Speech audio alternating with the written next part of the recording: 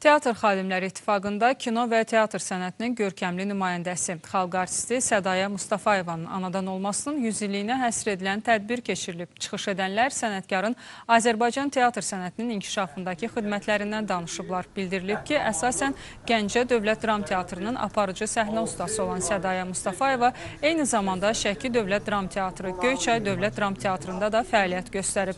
Görkəmli sənətkar Azərbaycan Film Kinostudiyasının istehsalı olan 20-dən artıq filmdə iştirak edib. Ad günü Mən ki gözəl deyildim, Şərikli çörək, həm ziyarət, həm ticarət kimi ekran işləri ilə tamaşaçı qarşısına çıxan sənətkar 2004-cü ildə vəfat edib. Sədaya Mustafayev haqqında danışanda mənim yadıma istər-istəməz Ad günü filmi gəlib düşür.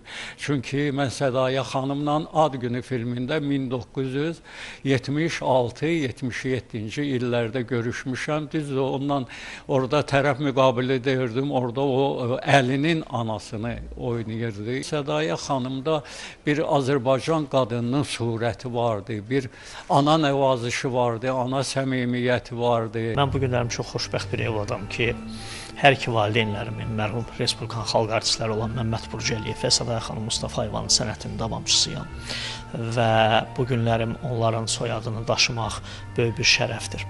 Əlbəttə, Sədaya xanım Gəncə Dövlət Milli Dram Teatrının tarixində özünə məxsus bir böyük bir dəstxət yolu keçmiş, böyük bir sənət məktəbi yaratmış sənətkarlarımızdandır. Bugün bu teatrın səhnəsində onun bir çox sənət məktəbini davam etdirən yetirmələri var.